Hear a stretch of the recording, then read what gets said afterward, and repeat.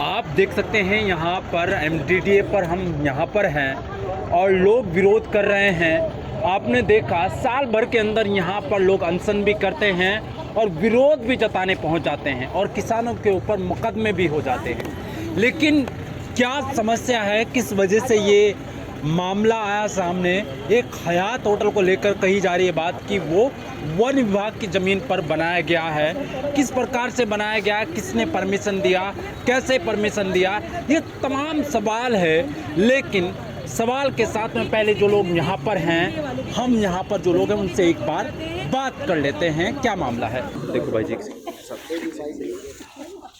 सिम्बाल जी मेरे साथ में हैं। लगातार वो मुद्दे उठाते हैं, चाहे पहाड़ के हों या शिक्षा के हों, कैसे भी मुद्दे हो। लेकिन एक और मुद्दा जिसके बारे में मैंने आपसे कहा है, सिम्बाल जी क्या कहते हैं आप? जो होटल की बात आपने कही कि उस पर ताला लगना चाहिए, वहाँ पर वो सीज होना चाहिए, और ठेलियों की बात करिए आपने, सरकार ऊपर सख्त कार्रवाई कर रही है, तो पूरा प्रकरण क्या है आप बताइएगा। हमारा ये कहना है कि एक और तो सरकार की ये जो जेईई हैं, शासन प्रशासन है, मसूरी रोड के ठेली खोखो तक को जो है जेसीबी चला देते हो आप। और दूसरी ओर जो 7 स्टार हयात होटल वाले जैसे बड़े होटल हैं, इनको आप खुद ही परिश्रय दे रहे हो, ये खुद ही अवैध निर्माण कर रहे हैं, खुद आप इन पे कंपाउंडिंग कर रहे हो। इनकी ज़मीनों के लिए रास्ते नहीं है, ये गाँव वालों के खेत कब्जा रहे हैं, जंगलात की ज़मीन कब्जा रहे हैं, आप इनको संरक्षण दे रहे हो। तो हमारा ये कहना है, आज ये अल्टीमेटम देने के लिए यहाँ पर आए थे कि आप तत्काल इस तरीके के अवैध निर्माण रोकिए, जो गरीब लोग हैं उनको परेशान करना आप बंद कीजिए, और जो इस अवैध निर्माणों को जो संरक्षण दे रहे हैं, जो तमाम आपके दलाल जेई और ये यहाँ पर बिठा रखे हैं आपने, आप इस तमाम इस धंधे को बंद करिए। नहीं तो किसी दिन फिर हम लोग आपकी इस एमडीडीओ को बंद करवाने के लिए आएंगे और फिर आप कुछ नहीं कर पाएंगे। अगर आप नहीं चाहते हो कि आने वाले समय में ये देहरादून भी एक स्मार्ट सिटी के बजाय एक स्लम सिटी बन के रह जाए, ये देहरादून भी एक टाइम पे जो है एक टाइम के बाद एक बनभूलपुरा, नया बनभूलपुरा यहाँ पे डेवलप हो, तो आपको चाहिए कि समय रहते जो है आप इस पर कार्रवाई करें। अच्छा, पूरे देहरादून में देखा जा रहा है कि मकान पर बुलडोजर चलाने पहुंच जाता है एमडीडीए, और कहीं ना कहीं नक्शे में कमी होती है किसी भी प्रकार से। हालांकि बड़ा ख्वाब होता है घर बनाना, और घर जब बन जाता है और उसको टूटने के लिए बुलडोजर पहुंचता है तो बड़ा दुख होता है। तो सरकारों पर इस पर कोई जो कानून अभी कैबिनेट में भी पास हुआ था कि कहीं ना कहीं इस पर बात की जाएगी, तो क्या सरकारों पर में बातचीत नहीं करनी चाहिए? ये एक बड़ा चलन हो गया है कि आप कोई भी अवैध निर्माण करिए, जेईई को पैसा दीजिए, वन टाइम सेटलमेंट स्कीम हर 6 महीने बाद यहाँ निकलती रहती है। हर 6 महीने बाद आपका कोई भी निर्माण हो, किसी भी तरीके का निर्माण हो, वो कंपाउंड करा दिया जाएगा। तो ये अवैध निर्माण की चीज़ों को तो ये खुद ही बढ़ावा दे रहे हैं। आज वहाँ पे एक 7 स्टार होटल बन चुका है। इको टूरिज्म में जो ये रिजॉर्ट्स को वापस से सही करने के चक्कर में लगे हैं, नदियों के किनारे के इको रिजॉर्ट्स जितने हैं, अब नई जो स्कीम इन्होंने लाई है इको रिजॉर्ट, उसमें ये पुराने रिजॉर्ट्स को ही नक्शे को वहाँ डाल रहे हैं और फिर ये दिखा रहे हैं कि अब हम कंपाउंड कर रहे हैं इसे। तो अवैध निर्माण को बचाए रखने के लिए ये लगातार नए नए तरीके ला रहे हैं। पहले देखिए इन्होंने चालान काटा, उसमें समय दे दिया, फिर इन्होंने ध्वस्तीकरण का कोई दबाव पड़ा तो ध्वस्तीकरण का नोटिस भी काट दिया, लेकिन ध्वस्तीकरण नहीं किया। सीज का नोटिस काटा, सीज कराए, फिर एक दिन वो खुल गया, खुला किस आधार पे? साहब अब इसकी कंपाउंडिंग हो रही है। अरे जब वो नदी के ऊपर बना हुआ है और साफ हाई कोर्ट की गाइडलाइन है कि वो नदी से 100 मीटर दूर होना चाहिए, और तुम्हारे खुद के एमडीडी की गाइडलाइन है कि 30 मीटर दूर होना चाहिए, तो कम से कम 30 मीटर का जो अवैध निर्माण उसने नदी के मुहाने पे कर रखा है, उसे तो आप तोड़िए। वो आप कैसे चला रहे हैं? ठीक है आप रिजॉर्ट चलते रहने दीजिए, लेकिन वहाँ तो तोड़िए, हमारी नदियाँ तो खाली करवाइए। उसके बावजूद आप आवास, मैं आपको दिखा दूंगा, एक ऐसे भी रिजॉर्ट्स हैं जो आवासीय भूमि पे बने हुए हैं, रजिस्ट्री आवासीय है, और उस पर इन्होंने रिजॉर्ट चलवा रखा है। 143 के ऊपर एक इन्होंने एफिडेविट ले रखा है विभाग वालों ने, और उसको इस पे टाइम दे रहे हैं। और अब जो नया इको टूरिज्म आया है उसमें उनको इको रिजॉर्ट्स के नाम पे वापस से करने को तैयार कर। ठीक है, मैं आपसे अभी बात करते हैं, पूरी चर्चा करेंगे आपके साथ में। सिम्बाल जी जो बात कह रहे हैं कि 30 मीटर वाली बात भी कर रहे हैं, और अवैध जो निर्माण है उस पर भी बात कर रहे हैं, तो आगे की जो लड़ाई होगी वो कैसे रहेगी आपकी? हम लोग जो है इस देहरादून को स्लम सिटी के रूप में तब्दील होता हुआ नहीं देखना चाहते।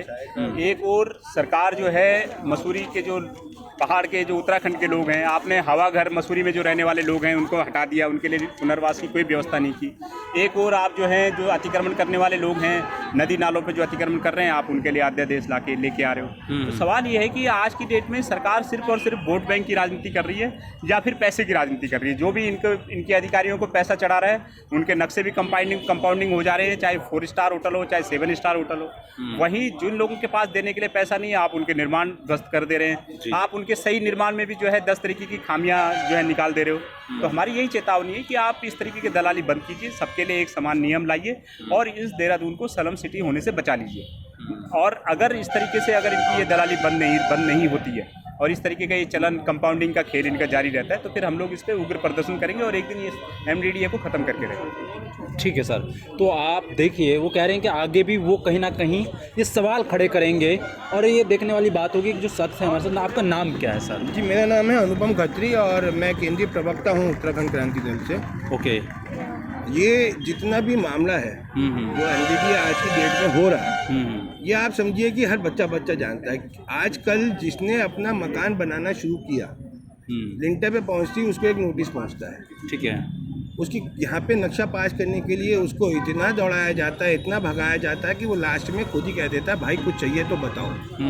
यहाँ के जेई सीधे पैसों की बातें करते हैं, सीधे ये काम दलाली लेके उन लोगों के काम कर रहे हैं, पैसा ना मिले तो काम नहीं करते। और इसमें मुख्य रूप से तो 2 अधिकारी हैं जिनके नाम मैं बहुत जल्दी जो है विभाग को भी देने वाला हूँ। उनकी आय और संपत्ति की जांच बड़ी आवश्यक है।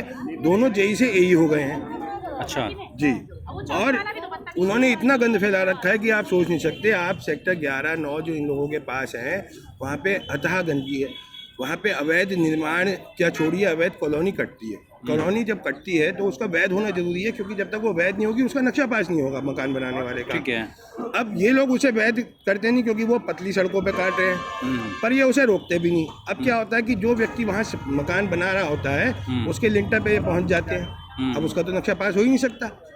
तो एक तो उसको फिर ये ज्ञान देते हैं अब कंपाउंडिंग में डालते हैं हम तुम्हें, ठीक है, और फिर उस पर ये रिश्वत मांगते हैं उससे। अच्छा, ये खोल के थोड़ा बताइए कंपाउंडिंग का क्या मतलब? बाद में नक्शा पास करते हो उसमें क्या क्या सिस्टम रहता है? देखिए, एक होता है कि मैंने जमीन भूखंड लिया और मानकों के अनुसार एक ब्लूप्रिंट बनवाया आर्किटेक्ट से और मैंने विभाग को दिया। ठीक है। विभाग उसमें देखेगा कितना ओपन स्पेस छोड़ा है, कितना ये क्राइटेरिया पूरा है कि नहीं, और वो क्राइटेरिया देख के उसे पास करेगा। फिर मैं उसे बनाने लगूंगा। ये एक प्रावधानिक तरीका है। ठीक है। अब इसके साथ साथ क्या हुआ कि जो पुराने निर्माण थे MDDA के होने से पहले या MDDA जब सक्रिय हुआ तो उनके लिए कंपाउंडिंग व्यवस्था लाई गई। ठीक है। यानी जो निर्माण हो चुका है उसको वैध करने के लिए आप कंपाउंड करवा रहे हैं। ठीक है, नक्शा डाल सकते हैं, नक्शा डाल सकते हैं। तो इन्होंने ये जो तरीका बनाया गया था, ये इसलिए बनाया गया था कि देहरादून के या आसपास के जो पुराने मकान या जब MDDA का क्षेत्र बनेगा तो उससे पहले जो मकान बन चुके होंगे उनको सही रूप पे लाने के लिए और राजस्व प्राप्त करने के लिए कंपाउंडिंग फैसिलिटी होनी चाहिए। ठीक है। लेकिन ये उसका इस्तेमाल कैसे कर रहे हैं? ये उसका इस्तेमाल दूसरे तरीके से कर रहे हैं। पहले तो ये कॉलोनी को अवैध बनने देते हैं, बिकने देते हैं। जब उस पर बंदा मकान बनाना शुरू करता है तब ये उसे नोटिस देके अवैध निर्माण का परेशान करते हैं। फिर उससे ये पैसा खींचते हैं और फिर उसको ये कंपाउंड का आइडिया देते हैं और कंपाउंडिंग करके उसके हाथ में नक्शा पकड़ा देते हैं। तो आप ये देखिए कि ये विभाग राजस्व बढ़ाने से ज़्यादा, लोगों को सहूलियत देने से ज़्यादा, उन्हें सही मार्गदर्शन देने से ज़्यादा नियमों का उल्टे तरीके से इस्तेमाल करते हुए अपनी रिश्वतखोरी बनाने में ज़्यादा कार्यरत है। और यहाँ के आप देखिए पटवारी को, एक पटवारी पे पूरा इलाका चल रहा है, सिर्फ एक पटवारी पे पूरा शहर चल रहा है। अब वो पटवारी, तो आप सुधार क्या चाह रहे हैं इसमें? अभी क्या चाह रहे हैं आप? ये पटवारी हटना चाहिए या फिर क्या कार्रवाई होनी चाहिए? क्या क्या चाह रहे हैं आप? जो घूसखोर हैं वो तो हटने चाहिए। ठीक है। और जब तक उन पे विभागीय जांच हो तब तक उन्हें मुख्य दायित्वों से परे कर देना चाहिए। ठीक है। कम से कम 2 पटवारी यहाँ MDDA में होने चाहिए, कम से कम 2, ताकि लोगों के काम भी जल्दी हों और पारदर्शिता बनी रहे। इसके अलावा जो सबसे बड़ी बात है, MDDA ने अब तक कितनी भूमि अधिग्रहित करी है उत्तराखंड के अंदर, देहरादून के अंदर, और उस पर किस किस तरह के क्या डेवलपमेंट करे हैं, ये पूरी जानकारी सार्वजनिक होनी चाहिए, पब्लिक डोमेन पे पूरी होनी चाहिए। इनकी आप वेबसाइट देखोगे तो वो अपडेट नहीं होती है सालों साल।